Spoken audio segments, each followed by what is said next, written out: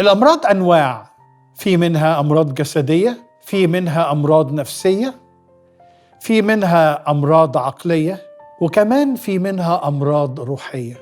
العادات أنواع، في عادات سيئة زي الإدمانات، وفي عادات كويسة حميدة حسنة. يا ترى حياتك فيها أمراض أو فيها عادات؟ ويا ترى أنت عارف بتعمل إيه مع الأمراض والعادات اللي هي مش بتبني؟ مفيش حد فينا يقدر يقول أنا عايش طول العمر بدون أي أمراض. الاعتراف بالخطأ هو بداية طريق الإصلاح. إنكار المرض هتقول أنا مش محتاج لطبيب. أنا النهاردة عايز أقول لك عن الطبيب الشافي، الطبيب الأعظم، الطبيب اللي مفيش مرض يستعصي عليه. في آيات كتيرة من الكتاب المقدس فاكر واحدة كان عندها مرض، والمرض ده كان بالنسبة لليهود كان مرض من الأمراض اللي هي بتنجس الإنسان. فالمرأة نازفة الدم ما فكرتش إن هي تروح تقول له قدام الناس كلها يسوع تعالى اشفيني أنا عندي المرض الفلاني، لأنها كانت خجولة مكسوفة من مرضها.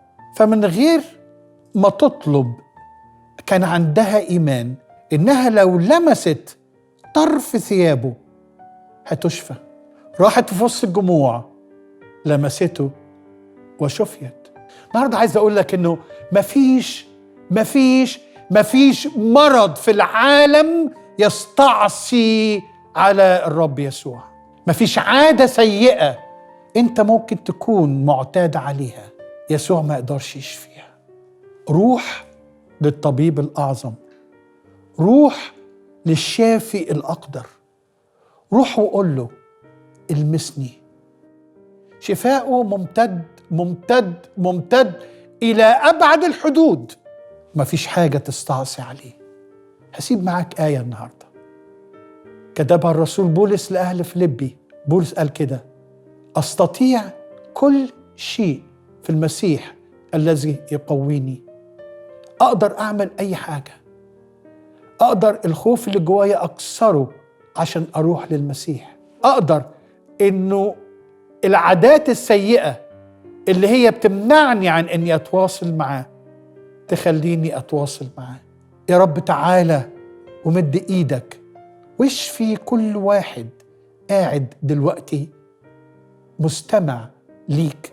يا رب تعالى بشفائك الفائق واشفي كل شخص يطلب منك بإيمان. إن كان ليك إيمان إنك تشفى، الرب قادر بحسب مشيئته إنه يشفيك.